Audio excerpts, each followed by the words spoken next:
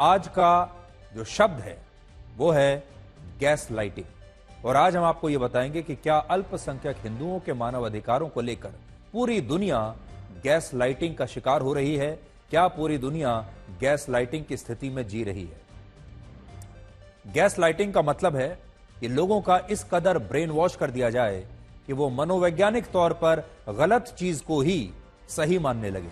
और अभी दुनिया भर के लोगों में, दुनिया भर के देशों में अल्पसंख्यक हिंदुओं के साथ बिल्कुल यही हो रहा है। उनकी स्थिति बिल्कुल गैस लाइटिंग जैसी है। जिस भारत में 20 करोड़ मुसलमान रहते हैं, उन्हें तो पूरी दुनिया अल्पसंख्यक मानती है। उनके मानव अधिकारों को लेकर पूरी दुनिया में चिंताएं की जाती हैं। और जिस पाकिस्तान में सिर्फ 54 लाख हिंदू हैं, बांग्लादेश में 1.5 करोड़ हिंदू हैं, ऑस्ट्रेलिया में सिर्फ 7 लाख हिंदू हैं, ब्रिटेन में 12 लाख हिंदू, अमेरिका में 35 लाख और कनाडा में सिर्फ 9 लाख हिंदू हैं, वहां हिंदुओं को अल्पसंख्यक माना ही नहीं जाता। और उनके खिलाफ होने वाली हर हिंसा कभी भी मानव अधिकारों का मुद्दा नहीं बनती। और इसी को गैस लाइटिंग कहते हैं। इस गैस लाइटिंग में आपको भारत के 20 करोड़ मुसलमान तो अल्पसंख्यक नजर आएंगे, डरे हुए नजर आएंगे, उन पर अत्याचार होता हुआ आपको शायद महसूस होगा। लेकिन कनाडा के सिर्फ 9 लाख हिंदुओं को आप अल्पसंख्यक नहीं मानेंगे। इन हिंदुओं के खिलाफ होने वाले अत्याचारों से आपको कोई पीड़ा नहीं होगी। ये हिंदू अपने मंदिर नहीं जा सकते, मंदिर में जाकर पूजा नहीं कर सकते, पूजा करते हैं तो इन पर हमला हो जाता है। इसे आप अत्याचार नहीं मानेंगे, इसे आप मानव अधिकारों का उल्लंघन नहीं मानेंगे। कनाडा में खालिस्तानी समर्थकों ने अल्पसंख्यक हिंदुओं के खिलाफ हिंसा की है, लेकिन आज कोई भी इन हिंदुओं को अल्पसंख्यक और इस हिंसा को हिंसा मानने के लिए तैयार ही नहीं है। जबकि यह हिंसा ऐसी है कि अगर यह भारत में होती तो अब तक पूरी दुनिया में अल्पसंख्यकों के मानव अधिकारों की चर्चा होने लगती, इस पर कमेटियां बैठ जाती, इसकी जांच शुरू हो जाती। अमेरिका जैसे देश अब तक इस पर बयान जारी कर चुके होते। लेकिन कनाडा की घटना पर कुछ नहीं हो रहा।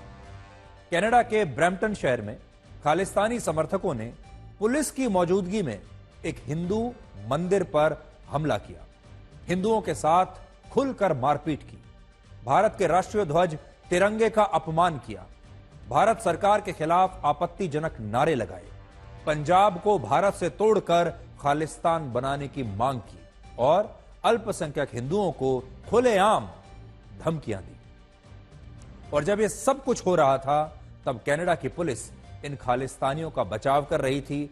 इन पर कार्रवाई करने की बजाय, इन पर लाठीचार्ज करने की बजाय इनका बचाव कर रही थी। और ऐसा लग रहा था कि यह कनाडा की पुलिस नहीं है, बल्कि शायद ये खालिस्तानी समर्थकों की कोई अपनी खुद की पुलिस है जो उनकी तरफदारी कर रही है।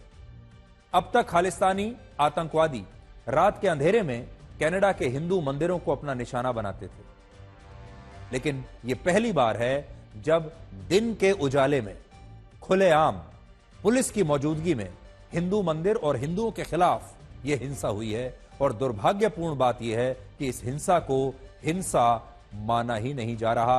अब आप कुछ तस्वीरें देखिए। अमेरिका कहता है कि भारत को खालिस्तानी समर्थक हरदीप सिंह निज्जर की हत्या के मामले में कनाडा में हो रही जांच में सहयोग देना चाहिए। लेकिन आज हमारा सवाल अमेरिका से ही है कि क्या अब अमेरिका अल्पसंख्यक हिंदुओं के खिलाफ हुई इस हिंसा में कनाडा सरकार की भूमिका की जांच करेगा?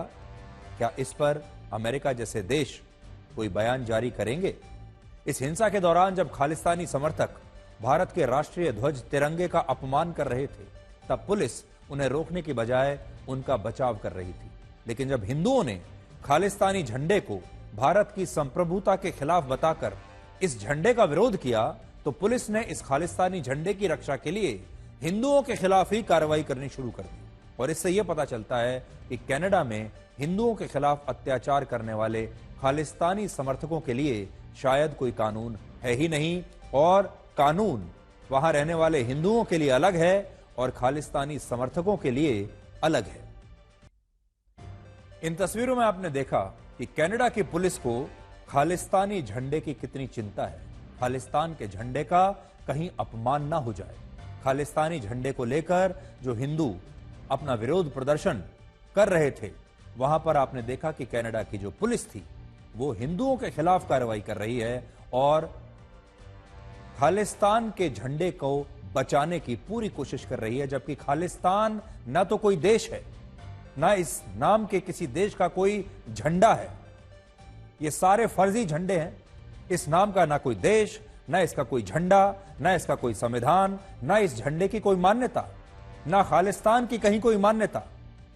लेकिन पुलिस तब भी खालिस्तान के इस झंडे को बचाना चाहती है। वहां की पुलिस को बड़ी चिंता है इस झंडे का अपमान ना हो जाए। लेकिन जब तिरंगे का अपमान हो रहा है खुलेआम, तब वहां की पुलिस चुपचाप खड़ी रहती है। और यह सब बिना सरकारी आदेशों के हो नहीं सकता। यानी कनाडा में जो रहने वाले हिंदू हैं, उन्हें कनाडा की सरकार ने अब पराया मान लिया है। कनाडा की सरकार ने यह मान लिया है कि ये हमारे नहीं है और हमारे जो लोग हैं वो खालिस्तान के समर्थक हैं। इसलिए वहां की सरकार, प्रशासन और वहां की पुलिस अब खालिस्तान के समर्थकों के पीछे खड़ी हो गई है और वहां के हिंदुओं को अब वो पराया मानती है। कनाडा ह्यूमन फ्रीडम इंडेक्स में पूरी दुनिया में 13वें स्थान पर है और वो खुद को मानव अधिकारों का बहुत बड़ा चैंपियन बताता है। लेकिन सच्चाई यह है कि कनाडा में अल्पसंख्यक हिंदू इस समय सबसे बड़े खतरे में हैं और इस बात को आप इन तस्वीरों से समझ पाएंगे जो कनाडा का ही एक और शहर सरे से आई है। ये तस्वीरें आप देखिए। एक तरफ ब्रैम्पटन शहर में जहां स्थानीय पुलिस ने हिंसा करने वाले खालिस्तानी समर्थकों का बचाव किया, वहीं सरे शहर में इस घटना का विरोध करने वाले अल्पसंख्यक हिंदुओं के साथ पुलिस ने इस तरह की कार्रवाई की जैसे ये लोग वहां के नागरिक ना होकर कोई आतंकवादी हो। यानी पुलिस को जो कार्रवाई खालिस्तानियों के खिलाफ करनी चाहिए थी, क्योंकि सारी गलती खालिस्तानियों की है। खालिस्तानियों ने मंदिर पर हमला किया। जो कार्रवाई वहां की पुलिस को खालिस्तानियों के खिलाफ करनी चाहिए थी, वो कार्रवाई उन्होंने हिंदुओं के खिलाफ की। इसलिए अगर आपका कोई रिश्तेदार कनाडा में रहता है या आप कनाडा के बारे में सोच रहे हैं, वहां जाने के बारे में, पढ़ने के बारे में, नौकरी करने के बारे में, तो एक बात आज याद रखिएगा इन तस्वीरों को देखने के बाद कि वहां पर हिंदुओं का दमन हो रहा है। आप वहां अब मंदिरों में जाकर अपनी पूजा तक नहीं कर सकते। आज आपको इन दो तस्वीरों को देखना चाहिए, जिनमें एक तस्वीर अमेरिका की है जहां पुलिस ने जॉर्ज फ्लॉयड नाम के एक अश्वेत नागरिक के खिलाफ बिल्कुल इसी तरह से कार्रवाई की थी। अपने घुटने से उस व्यक्ति को दबा दिया था और उसकी जान निकाल दी थी। और उस समय पूरी दुनिया में ब्लैक लाइव्स मैटर नाम का एक बड़ा आंदोलन बन गया था। लेकिन आज जब कनाडा की पुलिस वहां इसी तरह अल्पसंख्यक हिंदुओं के खिलाफ बिल्कुल वैसी ही कार्रवाई कर रही है, तब कोई भी हिंदू लाइव्स मैटर की बात नहीं कर रहा। क्या हिंदुओं की जिंदगी कोई मायने नहीं रखती? हिंदुओं का जीवन कोई मायने नहीं रखता? पिछले एक वर्ष में संयुक्त राष्ट्र समेत दुनिया की सभी प्रमुख संस्थाओं ने गाजा के मुसलमानों का मुद्दा 100 से ज्यादा बार उठाया है। खुद अमेरिका की सरकार ने अपनी कई रिपोर्ट्स में अल्पसंख्यक मुसलमानों और अल्पसंख्यक ईसाइयों के मानव अधिकारों को लेकर चिंताएं जताई हैं और ऐसी रिपोर्ट्स दुनिया के कई और देशों द्वारा भी जारी की गई हैं। लेकिन इनमें से एक भी देश ऐसा नहीं है जिसने अल्पसंख्यक हिंदुओं के मानव अधिकारों का मुद्दा अंतर्राष्ट्रीय मंच पर उठाया हो। बांग्लादेश से लेकर कनाडा तक जहां जहां अल्पसंख्यक हिंदुओं के खिलाफ अत्याचार होता है, वहां वहां इसे अपराध की एक मामूली सी घटना मान लिया जाता है और आज भी यही हो रहा है। दुनिया में सबसे ज्यादा 240 करोड़ आबादी ईसाई धर्म के लोगों की है, 190 करोड़ आबादी मुसलमानों की है और 120 करोड़ आबादी हिंदुओं की है। और भारत और नेपाल को छोड़कर दुनिया के 160 देशों में हिंदू अल्पसंख्यक हैं। लेकिन इसके बावजूद अल्पसंख्यक हिंदुओं के मानव अधिकारों को लेकर दुनिया भर में कभी कोई चर्चा नहीं होती। पिछले एक साल में Bangladesh, Pakistan, America, Britain, Canada और ऑस्ट्रेलिया जैसे देशों में अनेकों हिंदू मंदिरों पर हमले हुए हैं। भारत के दूतावासों पर हमले हुए हैं। इनमें भी कनाडा में पिछले एक साल में 10 से ज्यादा बड़े मंदिरों और भारत के दूतावासों को निशाना बनाया गया है। लेकिन ना तो दुनिया में कभी इन घटनाओं पर कोई बात हुई और ना ही भारत के 115 करोड़ हिंदुओं ने इसके खिलाफ कभी एक होकर आवाज उठाने की कोशिश की है। पूरी दुनिया से तो हमारी क्या शिकायत हम करें, हमारे देश के अपने 115 करोड़ हिंदू बांग्लादेश के मामले में चुप होकर रह गए। हमारे देश के बड़े बड़े खिलाड़ी, क्रिकेटर्स, बड़े बड़े बॉलीवुड के एक्टर्स, बड़े बड़े सेलिब्रिटीज और नेता ऑल आइज ऑन रफा का स्टेटस लगाते हैं, सोशल मीडिया पर यह पोस्ट करते हैं ऑल आइज ऑन रफा, लेकिन वो कभी भी ऑल आइज ऑन ढाका या ऑल आइज ऑन कनाडा की बात नहीं करते। और ऐसा शायद इसलिए है क्योंकि दुनिया में अल्पसंख्यक हिंदुओं के मानव अधिकारों की बात करना फैशनेबल नहीं माना जाता।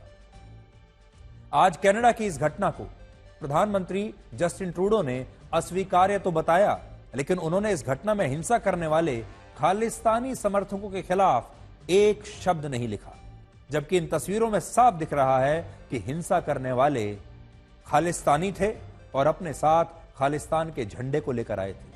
कनाडा की सरकार में वहां के जो बड़े बड़े लोग हैं वो हिंसा की आलोचना तो कर रहे हैं, लेकिन उनके मुंह से एक बार भी खालिस्तान का नाम नहीं निकला। एक बार भी किसी ने ना तो खालिस्तान का नाम बोला, ना खालिस्तानियों का नाम लिखा। जस्टिन ट्रूडो ने दिवाली के मौके पर अपना एक वीडियो जारी किया था, जिसमें उन्होंने बताया था कि उन्हें मंदिर जाना बड़ा अच्छा लगता है, लेकिन सच्चाई यह है कि उनकी सरकार में खालिस्तानी समर्थक लगातार कनाडा के हिंदू मंदिरों पर हमले कर रहे हैं और इन मामलों में आरोपियों के खिलाफ कभी कोई कड़ी कार्रवाई वहां की सरकार नहीं करती। और यही कारण है कि अब कनाडा के अल्पसंख्यक हिंदू बटेंगे तो कटेंगे के नारे लगाकर हिंदुओं से एकजुट होने की अपील कर रहे हैं। हमारे देश में बटेंगे तो कटेंगे का नारा चल रहा है, न जाने हिंदू इसको कितना मानेंगे, लेकिन अब कनाडा में रहने वाले हिंदुओं ने इसी नारे को अपना लिया है और इस बात को समझ लिया है कि अगर वो बटे तो फिर वो कटेंगे भी। तो कनाडा में अब एक नारा गूंज रहा है, बटोगे तो कटोगे। और कनाडा में हुई इस हिंसा पर भारतीय उच्चायोग ने चिंता जताई है और कहा है कि भारत विरोधी लोगों द्वारा हिंसा करना और इस हिंसा को स्थानीय प्रशासन से अनुमति मिलना उनके लिए निराशाजनक और चिंता का विषय है। लेकिन सबसे बड़ी बात जो है, सबसे बड़ी खबर है, वो ये है कि भारत के प्रधानमंत्री नरेंद्र मोदी ने पहली बार इस तरह की घटना पर अपनी सार्वजनिक प्रतिक्रिया दी है और उन्होंने सोशल मीडिया पर लिखा है कि कनाडा में एक हिंदू मंदिर पर जानबूझकर किए गए हमले की मैं कड़ी निंदा करता हूं। हमारे राजनयिकों को डराने धमकाने की कायरतापूर्ण कोशिशें करना भयावह है और हिंसा के ऐसे कृत्य भारत के संकल्प को कभी कमजोर नहीं कर सकते। हम उम्मीद करते हैं कि कनाडा सरकार न्याय को सुनिश्चित करेगी और कानून के सभी सिद्धांतों का पालन करेगी। आज भारत के प्रधानमंत्री नरेंद्र मोदी की तारीफ करनी ही पड़ेगी, क्योंकि उन्होंने बिल्कुल समय बर्बाद नहीं किया, समय नष्ट नहीं किया और उन्होंने साफ साफ दुनिया को बता दिया कि उनके मन में क्या है। अपने मन की बात उन्होंने पूरी दुनिया के सामने रखी है और उन्होंने जो पुराने जमाने की जो डिप्लोमेसी हुआ करती थी, पुराने जमाने की जो फॉरेन पॉलिसी हुआ करती थी, जिसमें एक देश दूसरे देश की आलोचना करने से बचता था, जिसमें हमें आपसी रिश्तों की हमेशा चिंता लगी रहती थी और हम हमेशा इस डर में जीते थे कि कहीं दूसरा देश बुरा ना मान जाए और खासतौर पर अगर वो पश्चिमी देश है तो कहीं वो बुरा मानकर हमारी छवि ना खराब कर दे, हमारी दोस्ती ना टूट जाए, हमारे रिश्ते ना खराब हो जाएं। और ये कहकर हिंदुस्तान की सरकार सहती रहती थी, हिंदुस्तान के लोग सहते रहते थे, लेकिन अब और नहीं।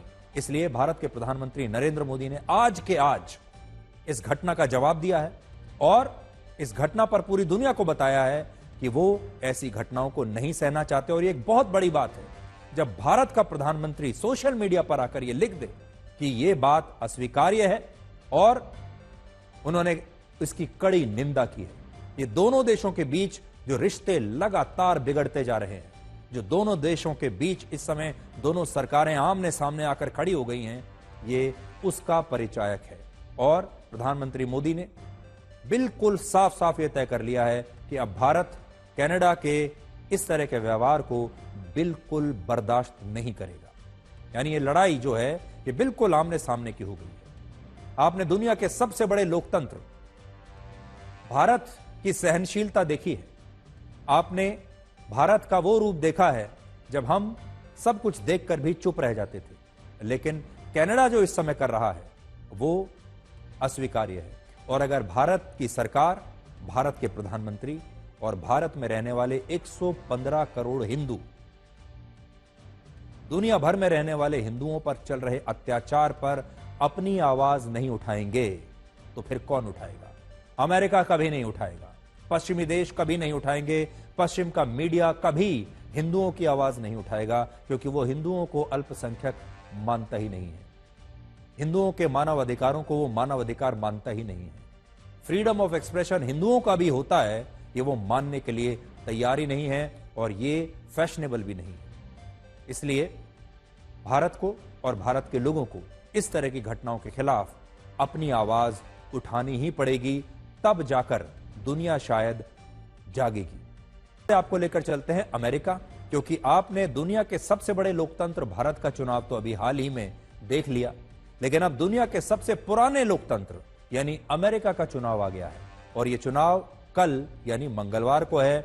और आज हम अमेरिका के इस चुनाव का सबसे सरल विश्लेषण आपके लिए करेंगे, ताकि कल जब इस चुनाव के नतीजे आएंगे तो आपको पहले से ही इस चुनाव के बारे में पूरी जानकारी होनी चाहिए। इसलिए यह अमेरिका के चुनाव का सबसे सरल विश्लेषण है आपके लिए। लेकिन उससे पहले यह वीडियो देखिए। डोनाल्ड ट्रंप ने जॉर्जिया राज्य की रैली में वहां जाकर मंच पर डांस करके यह बताने की कोशिश की है कि वो चुनाव के नतीजों को लेकर बड़े आश्वस्त हैं, बड़े कॉन्फिडेंट हैं, और उन्होंने यह बताने की कोशिश की है कि जीत तो मेरी ही होने वाली है। अब आपको 10 बहुत ही सरल पॉइंट्स में अमेरिका के चुनावों का सबसे सरल विश्लेषण दिखाते हैं और आपको यह भी बताएंगे कि इन चुनावों का दुनिया पर क्या प्रभाव पड़ेगा। तो पहला, अमेरिका में राष्ट्रपति पद के चुनाव हर 4 साल में एक बार होते हैं और इन चुनावों की तारीख पहले से निर्धारित होती है, जिसे यूनिफॉर्म डेट कहा जाता है। इसमें नवंबर महीने के पहले सोमवार के बाद जो मंगलवार आता है, उस दिन राष्ट्रपति चुनावों के लिए सभी राज्यों में एक साथ वोटिंग होती है। और यह यूनिफॉर्म डेट अमेरिका में वर्ष 1845 में निर्धारित हुई थी और तब से यही चली आ रही है। अब ऐसा क्यों हुआ, इसके पीछे 2 प्रमुख कारण हैं। पहला, फसलों की कटाई के बाद नवंबर के महीने में किसानों के पास ज्यादा समय होता था, और दूसरा, बाकी दिनों के मुकाबले मंगलवार को लोगों के पास ज्यादा काम नहीं होते थे, और इसी कारण से इसी दिन को हर बार चुनावों के लिए निर्धारित करने का फैसला हुआ। जैसे हमारे देश में हर बार जो चुनाव होता है अलग अलग तिथि पर होता है, और हमारे यहां इलेक्शन कमीशन जो है वो तय करता है कि भारत में चुनावों की या वोटिंग की जो तिथि है वो कौन सी होगी। लेकिन अमेरिका में उसका फॉर्मूला पहले से सेट है, उसे कोई बदल नहीं सकता। दूसरा, अमेरिका में भारत के लोकसभा चुनावों की तरह बहुत सारी राजनीतिक पार्टियां चुनाव नहीं लड़ती, बल्कि वहां राष्ट्रपति पद का चुनाव सिर्फ 2 पार्टियों के बीच लड़ा जाता है, जिनमें एक को रिपब्लिकन पार्टी कहते हैं और दूसरी को डेमोक्रेटिक पार्टी कहते हैं। वहां 2 ही पार्टियां हैं, रिपब्लिकन और डेमोक्रेटिक। इस समय रिपब्लिकन पार्टी की तरफ से 78 वर्ष के डोनाल्ड ट्रंप राष्ट्रपति पद के उम्मीदवार हैं, और डेमोक्रेटिक पार्टी की तरफ से 60 वर्ष की कमला हैरिस राष्ट्रपति पद की उम्मीदवार हैं। ये 2 नाम और 2 चेहरे आपको याद रखने हैं। ये 2 लोग आपस में भिड़ेंगे कल। तीसरी बात, इस समय ज्यादातर ओपिनियन पोल्स में कमला हैरिस डोनाल्ड ट्रंप से आगे चल रही हैं। वहां का जो मीडिया है वो भी ज्यादातर अभी, हालांकि बहुत कड़ी टक्कर है दोनों के बीच में, टफ फाइट है, लेकिन थोड़ा सा जिसको हम कहते हैं कि 1 या 2% का जो एज है वो कमला हैरिस को मिला हुआ है। 22 जुलाई को जब डोनाल्ड ट्रंप और कमला हैरिस के बीच राष्ट्रपति चुनाव के लिए पहली बहस हुई थी, तब डोनाल्ड ट्रंप के पास 48% लोगों का समर्थन था और कमला हैरिस के पास 45% लोगों का।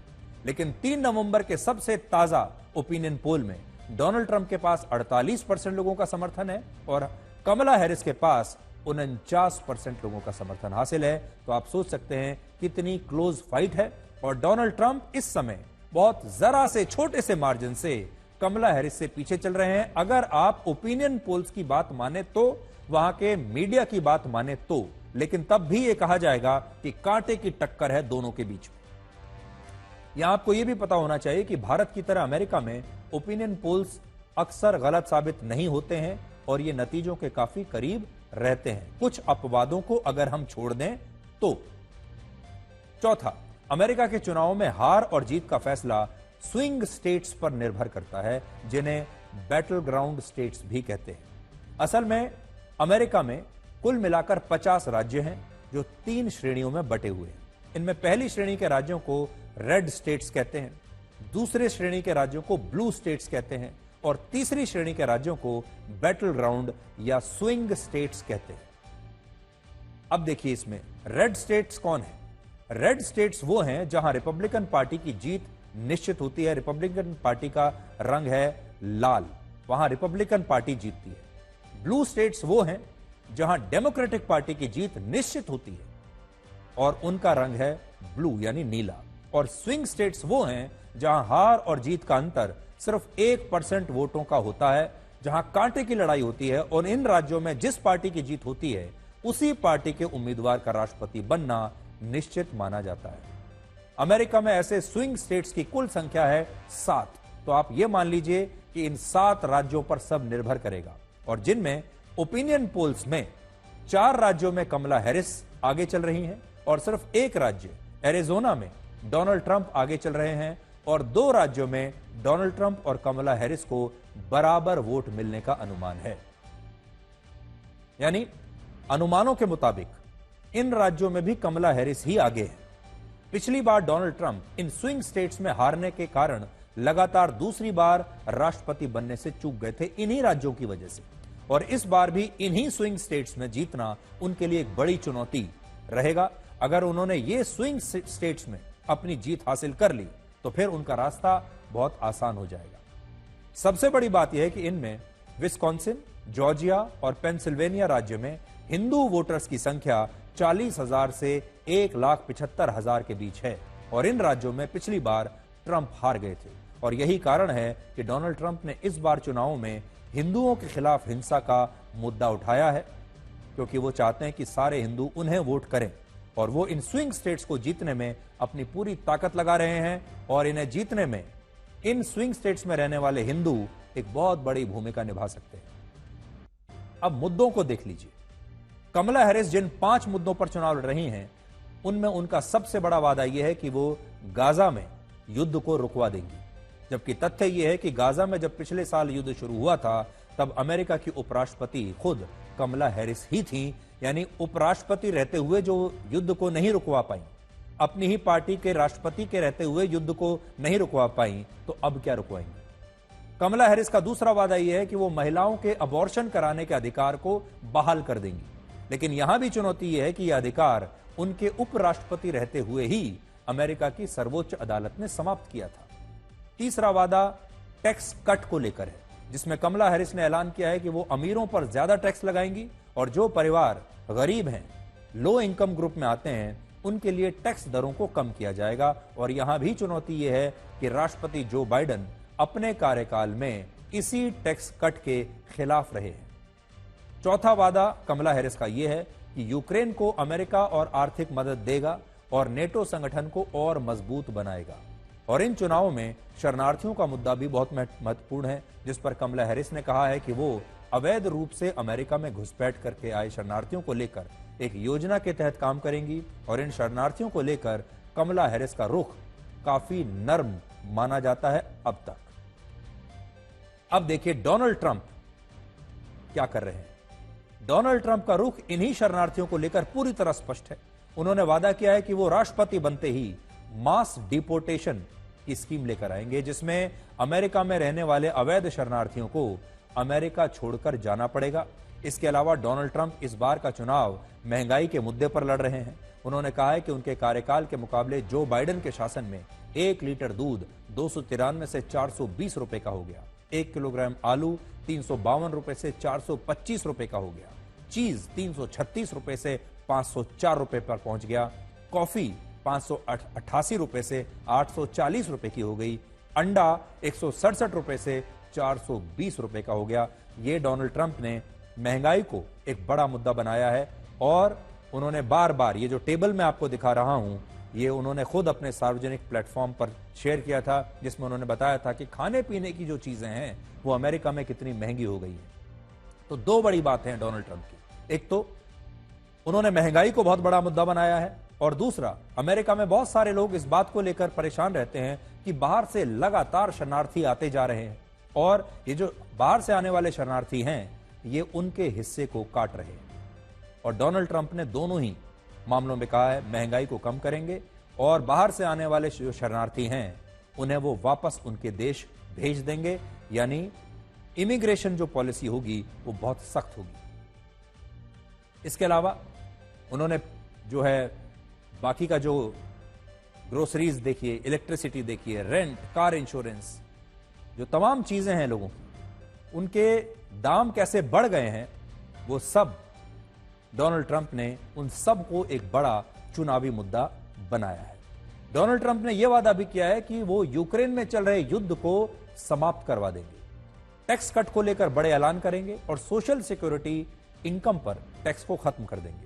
और उन्होंने यह भी कहा है कि वो यूक्रेन को दी जाने वाली आर्थिक मदद बंद कर देंगे, और यह बहुत बड़ा वादा है क्योंकि इससे अमेरिका के आम लोगों को ऐसा लग रहा है कि अगर यह पैसा यूक्रेन को नहीं मिलेगा तो सरकार यह पैसा उन पर खर्च करेगी, और इससे अमेरिका में कॉस्ट ऑफ लिविंग और महंगाई कम हो जाएगी। देखिए, अमेरिका में जो आम लोग रहते हैं उनके मन की बात यह है कि उनका तो वहां रहना मुश्किल होता जा रहा है, क्योंकि वहां महंगाई बढ़ रही है, हर चीज के दाम बढ़ रहे हैं, लोगों की आमदनी बढ़ नहीं रही, महंगाई बढ़ती जा रही है।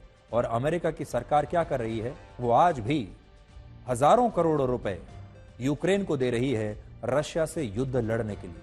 यानी अमेरिका की सरकार के पास यूक्रेन को देने के लिए तो पैसा है, लेकिन अपने देश की जनता को देने के लिए नहीं है। और यह बात जो बाइडेन के खिलाफ जा रही है, और इसीलिए डोनाल्ड ट्रंप ने कहा है कि अगर वो बन गए राष्ट्रपति तो वो यूक्रेन को मिलने वाली तमाम आर्थिक मदद जो अमेरिका की सरकार दे रही है, अमेरिका की सरकार उन्हें पैसा दे रही है, यूक्रेन को हथियार दे रही है, ये सब डोनाल्ड ट्रंप बंद करा देंगे। हालांकि क्या आप जानते हैं कि सबसे पुराने लोकतंत्र के चुनाव में वहां के आम लोग और वहां के दुकानदार कितने डरे हुए हैं। उन्हें यह डर है कि चुनाव के नतीजे आने के बाद एक बार फिर से वहां पर पहले जैसी हिंसा हो सकती है। इसलिए बहुत सारे स्थानीय दुकानदारों ने बाजारों में अपनी दुकानों की रक्षा के लिए विशेष इंतजाम करने अभी से शुरू कर दिए।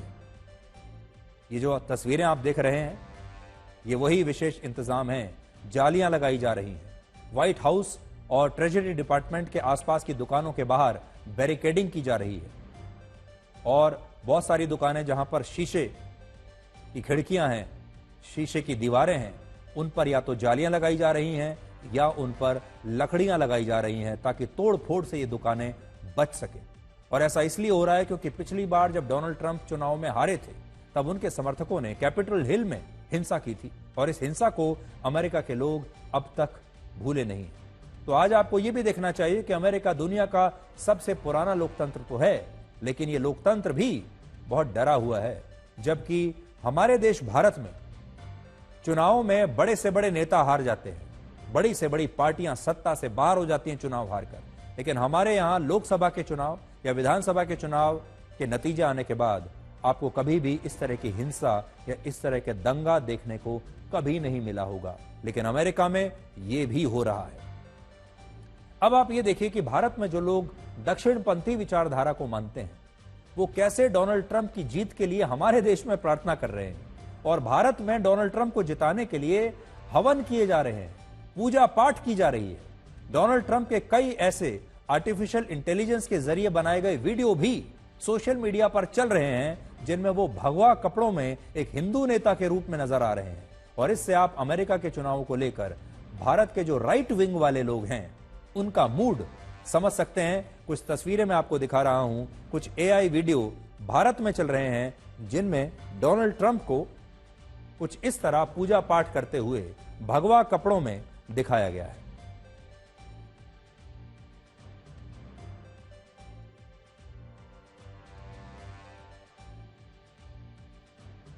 और डोनाल्ड ट्रंप ने चुनाव से ठीक पहले अपना एक वीडियो शेयर किया है, जिसमें उन्होंने खुद को एक राष्ट्रवादी नेता के रूप में पेश किया है और अमेरिका को लेकर अपना विजन बताया है। लेकिन इसकी खास बात यह है कि इस वीडियो में उन्होंने अपने पुराने जवानी के दिनों के तस्वीरों को और अपने पुराने दिनों में उनके विचार क्या थे, वो क्या कहते थे, वो तस्वीरें शेयर की हैं।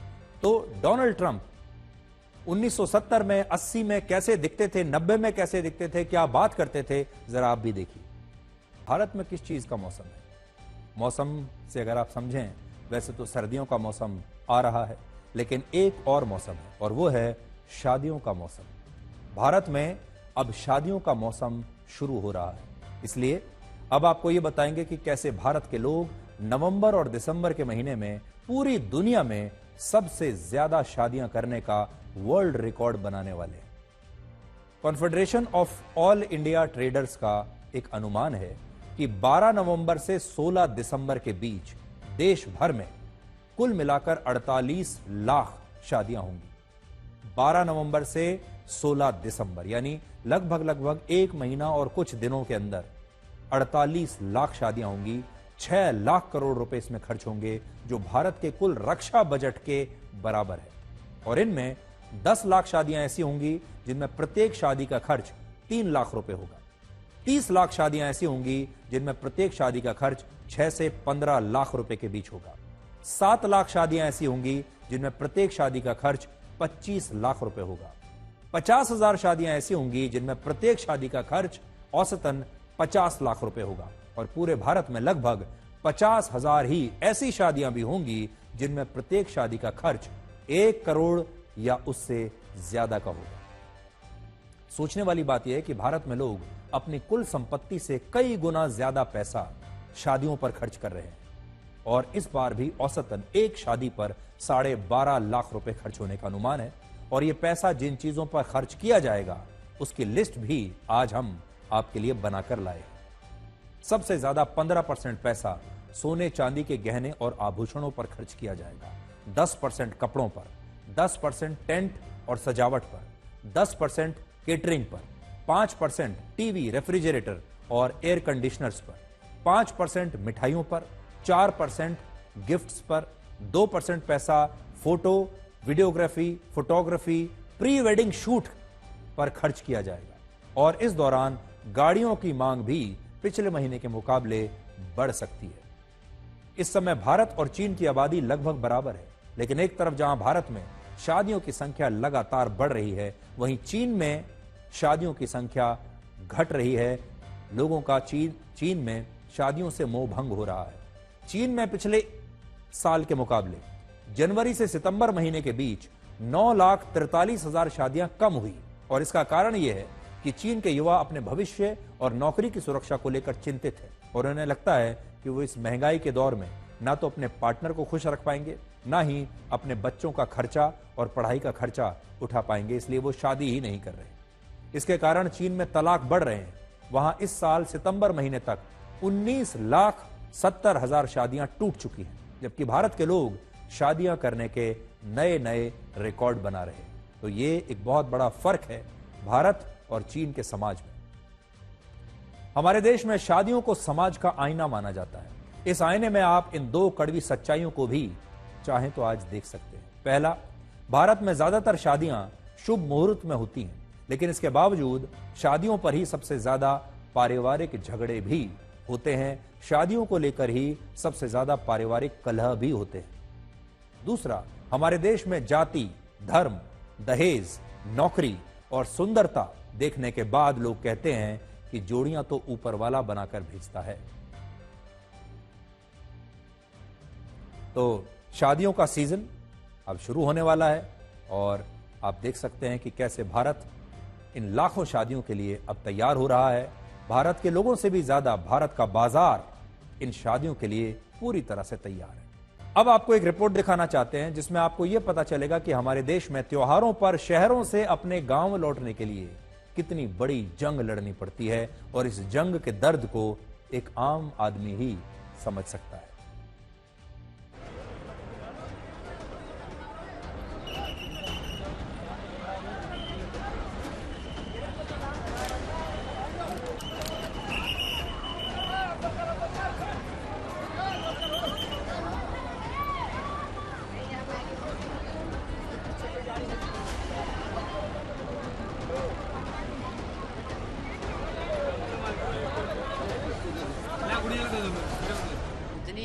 है, इतनी भीड़ है कि आदमी मतलब जान माल से तो उसको खतरा है ही।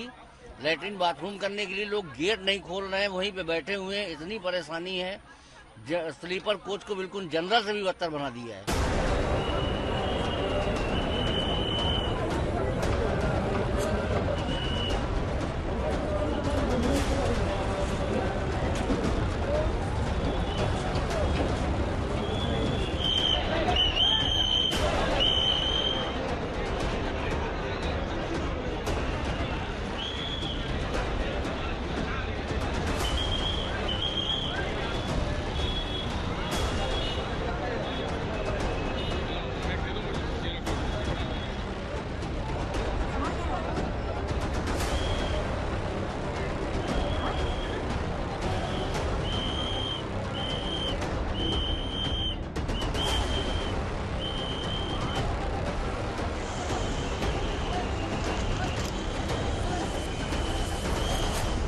9-10 बजे करीब में आए थे रुकना स्टेशन। हाँ, रात को।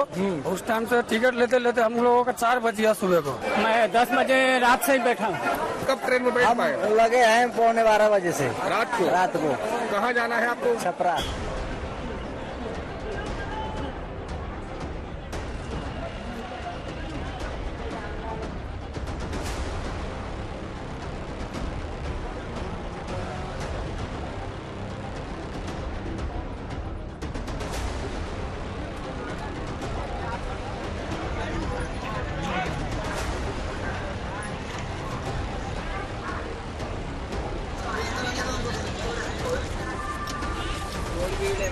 सीट मिली ना, ऐसे जा रहे हैं गेट पे बैठ के। अंदर सीट बैठने की नहीं है? क्यों नहीं है तो नहीं, सीट खाली नहीं। तो अभी आप दरवाजे बैठे हो और चलती ट्रेन में कोई घटना भी हो सकती है। जाना तो है, पूरा दिक्कत है। बाथरूम जाने के लिए भी सारे में आदमी बैठा है।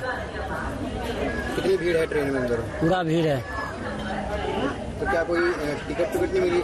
नहीं, कुछ नहीं मिल रहा है अभी। छठ पूजा के लिए भीड़ चल रहा है ना, इसी करके। अभी आप कहाँ पे बैठे हो? गेट पे।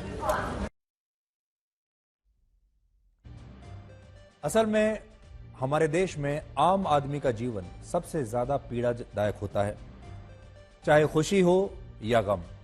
आम आदमी शहर से अपने गांव जरूर लौटता है, आम आदमी अपने घर जाता है, चाहे खुशी का मौसम हो या दुख की घड़ी हो। सबसे पहले उसे अपने घर जाना होता है। आप याद कीजिए, जब कोविड आया था, कोविड के दौरान कैसे हमारे देश की गरीब जनता जो शहरों में काम करती थी, गरीब लोग जो शहरों में अपना पेट पालने के लिए आए थे, कुछ ना कुछ सपना लेकर आए थे, कैसे वो कितने संघर्षों के बाद अपने अपने गांव पहुंचे थे। उन्हें कितना संघर्ष करना पड़ा था।